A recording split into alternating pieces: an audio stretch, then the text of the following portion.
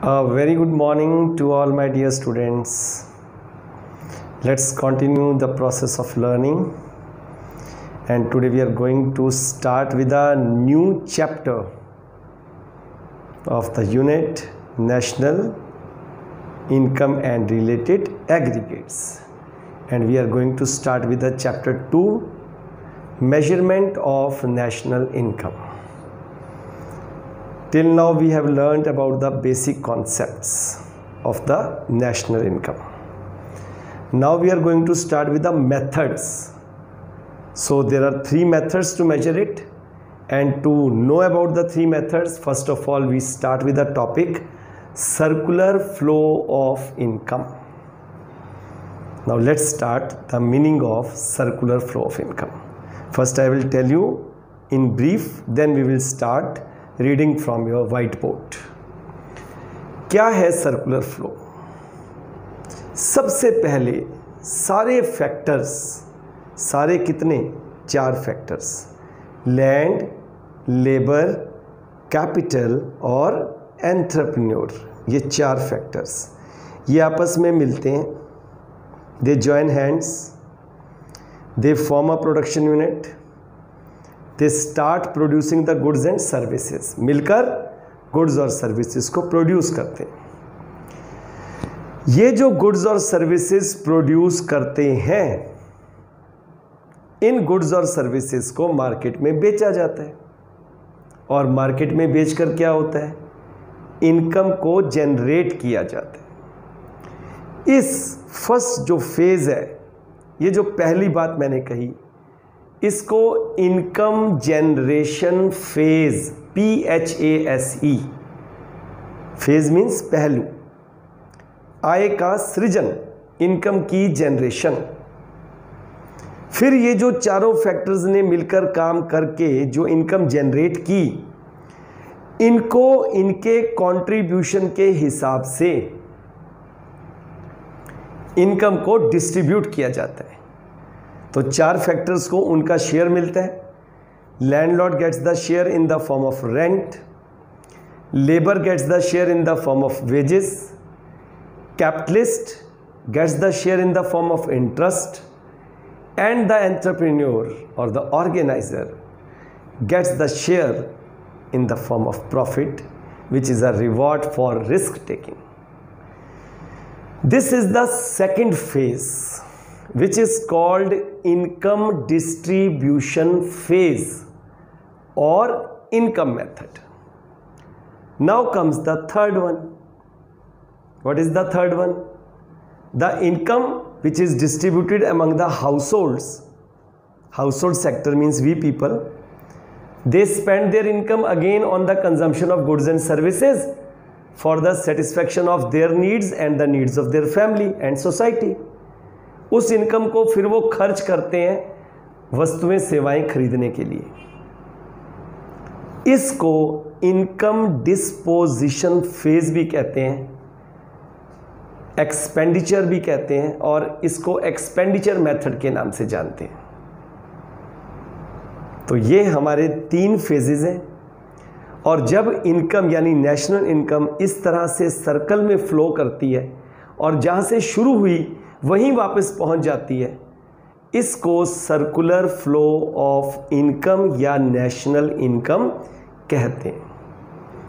और यही हम अब पढ़ेंगे और आपको दोबारा से डिटेल में समझ आएगा. Circular flow of income, chapter का नाम है मेथड्स ऑफ एस्टिमेटिंग और मेजरिंग नेशनल इनकम. पहला टॉपिक है सर्कुलर फ्लो ऑफ इनकम. आप देख रहे हो NNPFC पढ़ चुके हो, इसको नेशनल इनकम भी कहते हैं. It is the flow of the national income in a circle back to its starting point. जहां से शुरू हुई वहीं वापस पहुंच गई. It is explained with the help of the following diagram. अब आप देख रहे हो डायग्राम में लेफ्ट साइड पर प्रोडक्शन यूनिट, राइट साइड पर household sector. Production unit में मैंने अभी बताया था चारों फैक्टर मिलते हैं, मिलकर वो क्या करते हैं?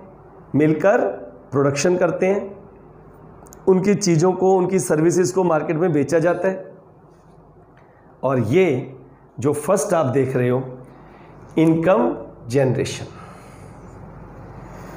अब जब चारों ने मेहनत की तो उन चारों को उनकी मेहनत का रिवॉर्ड भी तो मिलेगा। तो वो रिवॉर्ड कैसे मिलेगा? वो उनको factor payment in the form of rent, wages, interest and profit, इसको इनकम डिस्ट्रीब्यूशन कहते हैं। अब इनकम तो कमा ली, अब पैसे तो नहीं खाएंगे, रुपए तो नहीं खाएंगे, तो क्या करेंगे? उन रुपयों से सामान खरीदेंगे अपनी ज़रूरतों का। हम जॉब करते हैं, जॉब करके पैसे कमाते हैं, पैसे कमा के बेटे की पढ़ाई का खर्च, घर का और खर्च, कुछ इंस्टॉलमेंट पे खर्च, तो ये रूटीन रोज सबका चल रहा है। तो ये क्या है? अब इन्होंने जो हाउस होल्ड सेक्टर ने पैसा कमाया, दरअसल ये पैसा कहाँ खर्च करेंगे? गुड्स और सर्विसेज पर। और ये गुड्स और सर्विसेज कौन प्रोड्यूस कर रहा है? Production unit. तो पैसा वापस घूमकर फाइनल एक्सपेंडिचर की फॉर्म में वहीं पहुंच गया जहां से जनरेट हुआ था, जिसको इनकम स्पेंडिंग भी कहते हैं, इसको इनकम डिस्पोजिशन फेज भी कहते हैं और एक्सपेंडिचर मेथड भी कहते हैं। तो ये हमने पढ़ लिया meaning of circular flow of income और उसके 1, 2 और 3 फेजेस। ये देखो नीचे लिखा है क्लियरली, इनकम जनरेशन फेज जिसको प्रोडक्शन मेथड बोलते हैं, इनकम डिस्ट्रीब्यूशन फेज जिसको इनकम मेथड बोलते हैं, और इनकम डिस्पोजिशन फेज जिसको एक्सपेंडिचर मेथड बोलते हैं। और आगे हम इसी के बारे में अब नटशेल में इसको पढ़ते हैं। ये हो गए हमारे तीनों फेजेस। तो अभी हमने तीनों phases, income generation, income distribution, income disposition पढ़ा। अब इसको नटशेल में क्या कहेंगे? Income is first generated in the production unit, comma, then distributed by these units to whom? To the household, and finally spent by the households on purchasing the goods and services produced by these units to make the circular flow complete its course। Course का मतलब वे, जो हमने अभी तीनों पढ़े।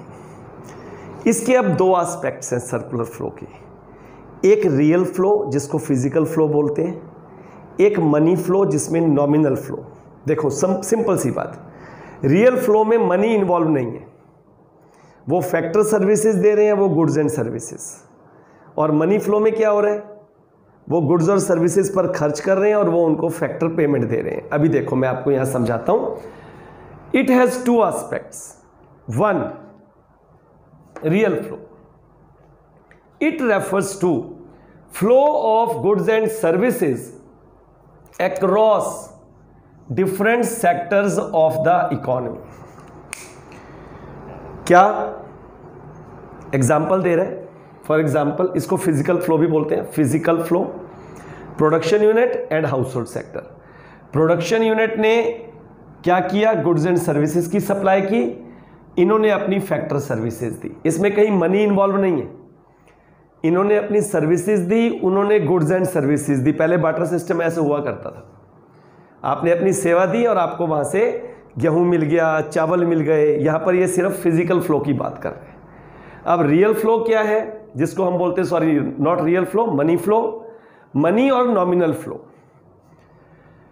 It is the flow of the factor payments and the payment for goods and services between the household and the production unit. ये देखो, production unit ने उनको सर्विसेज के बदले में पेमेंट दी, पेमेंट, और उन्होंने उसको खर्च किया गुड्स को परचेज करने के लिए। इस फ्लो में मनी इन्वॉल्व है। तो ये सर्कुलर फ्लो के 2 एस्पेक्ट हैं हमारे। अब चलते हैं हम अगला टॉपिक, जो हमारे चैप्टर का नाम है methods of measuring the national income. तो उसका पहला मेथड, अभी हमने पढ़ा ना 3 फेजेस हैं। पहला फेज कौन सा है? Income generation phase, production method. Income distribution phase, income method. और थर्ड क्या है? इनकम डिस्पोजिशन फेज और एक्सपेंडिचर मेथड। तो आज हम पहला मेथड के बारे में उससे रिलेटेड बेसिक कॉन्सेप्ट्स पढ़ेंगे। पहला मेथड है production method, value added method, industrial origin method, net output method, ये सभी सिनोनिम है। और इस मेथड में कौन कौन से कॉन्सेप्ट्स यूज होते हैं, और अगले लेक्चर में हम सुनेंगे कि इस मेथड को मेजर करने के लिए हम क्या क्या स्टेप्स फॉलो करते हैं। तो पहले तो हम मेथड का नाम, उसके कॉन्सेप्ट्स, उसमें कौन कौन से कॉन्सेप्ट पहले वो पढ़ लेंगे, तभी तो हमें मेजर करना आएगा। तो आज हम पहले पढ़ेंगे प्रोडक्शन मेथड के अंदर यूज होने वाले कॉन्सेप्ट्स। तो देखो मैं शुरू कर रहा हूं। वैल्यू एडिड मेथड, देखो कितने सारे नाम है। It is also known as product method, inventory method, net output method, industrial origin method, synonym है सारे।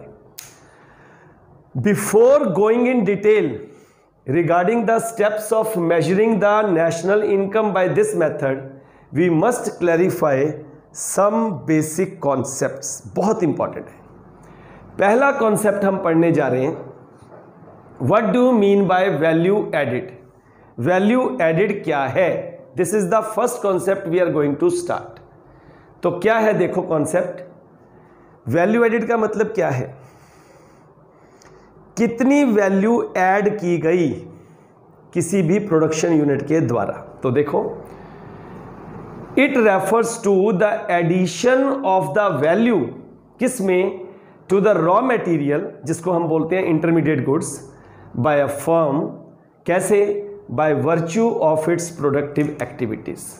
प्रोडक्शन करके उसने रॉ मटेरियल में कितनी वैल्यू ऐड की। खास बात, it is the contribution of an enterprise, किसी भी एंटरप्राइज का कॉन्ट्रीब्यूशन है to the current flow of goods and services.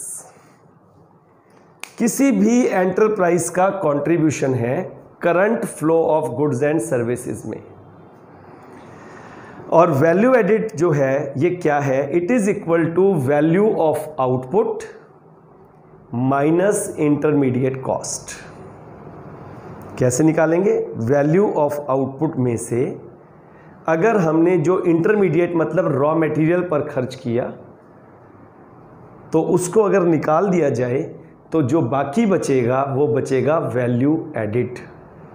याद रखना, value of output VO minus IC equal to VA. बहुत आसान है याद रखना, VO minus IC means intermediate cost is equal to VA means value added. देखो ये फॉर्मूला है, value of added is equal to value of output minus intermediate cost. इसको gross value added at the market price भी कहते हैं। Gross value added at the market price value added का ही दूसरा नाम है। और सारी इकोनॉमी में जितनी प्रोडक्शन यूनिट्स हैं, अगर उन सबकी gross value added at the market price को ऐड कर दिया जाए तो हमारे पास gross domestic product at the market price आ जाएगा। देखो अगली लाइन में वो यही कह रहा है, sum total of gross value added at market price of all the producing enterprises within the domestic territory of a country is called gross domestic product at market price. तो ये देखो formula लिख दिया, summation मतलब जोड़ of the gross value added at market price is equal to gross domestic product at market price. तो ये तो हो गया सबसे पहला कॉन्सेप्ट हमने पढ़ा वैल्यू एडिड मेथड का, जिसका नाम है मीनिंग ऑफ वैल्यू एडिड। अब इसका दूसरा कॉन्सेप्ट क्या है? वैल्यू एडिड किससे निकला है? Value added is equal to value of output और इंटरमीडिएट कॉस्ट। तो अब हमने यही पढ़ना है कि वैल्यू ऑफ आउटपुट क्या है और इंटरमीडिएट कॉस्ट क्या है। आप पढ़ चुके हो इंटरमीडिएट कॉस्ट तो पहले भी। तो वैल्यू ऑफ आउटपुट क्या है? हिंदी में क्या बोलेंगे? उत्पादन का मूल्य। कुछ भी प्रोड्यूस हुआ, मान लो 1000 नोटबुक्स प्रोड्यूस की, मैंने उसकी वैल्यू निकालनी है। कैसे निकालूंगा? एक नोटबुक जो है वो मार्केट में 20 रुपए की बिकी और कितनी नोटबुक प्रोड्यूस हुई? 1000। तो कितना हो गया? 20,000। अगर मान लो वैल्यू ऑफ आउटपुट निकालनी है तो फॉर्मूला क्या बना?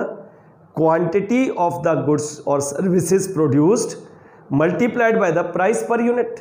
जैसे मैंने बताया 2000 notebooks quantity multiplied by 10 rupees या 1000 notebooks quantity multiplied by 20 rupees is equal to value of output is 20,000। तो एक तो ये तरीका है, पर बेटे ये तरीका तब है जब सारी की सारी आउटपुट जितनी बनी और वो सेल हो गई। बट ऐसा तो नहीं होता ना कि जितनी आउटपुट प्रोड्यूस की वो सारी की सारी बिक जाए। नो, कुछ ना कुछ तो बच जाती है।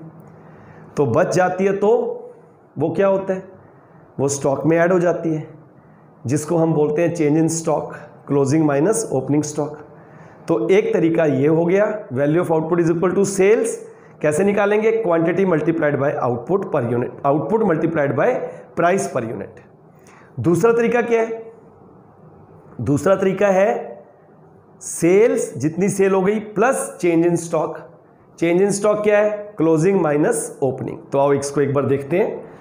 Meaning of value of output, it refers to the market value of all G&S का मतलब goods and services produced during a period of 1 year, accounting year, fiscal year, financial year। आपको पता है begins on 1st April ends on 31st March। There were two ways to measure it। Number one, when the entire output is sold in an accounting year, सारी output बिक गई तो value of output is equal to sale. और मैंने बताया sales कैसे निकालेंगे, it is equal to quantity multiplied by price पर यूनिट। दूसरा, when the entire output is not sold in an accounting year, तो क्या करेंगे, then the unsold is added to the value of sale। unsold stock क्या होता है, closing stock over the opening stock। इसका मतलब इसको change in stock कहते हैं। तो वैल्यू ऑफ आउटपुट को फाइंड करने का दूसरा तरीका, value of output is equal to sales plus change in stock, और चेंज इन स्टॉक होता है क्लोजिंग माइनस ओपनिंग। तो बन गया value of output is equal to sales plus closing stock minus opening stock. 2 बार 3 बार रिपीट करोगे, सुनोगे, वीडियो को रिवाइंड करोगे, दिमाग में बात बैठ जाएगी। नहीं सुनोगे, इग्नोर करोगे, 50 बार इग्नोर करोगे तो 1 लाख बार नुकसान खाओगे, क्योंकि आपके लिए ही है। वीडियो मेरे ज्ञान का प्रदर्शन नहीं है, ये लेक्चर आपके तक पहुंचने की एक कड़ी है, एक प्रयास है, जो कि कोविड-19 ने हमें मजबूरी में करवाया। नहीं तो हम क्लास में आते थे, पढ़ाते थे और चले जाते थे, काम बहुत आसान था, आए पढ़ाया और चले गए, एक पर्टिकुलर टाइम टेबल।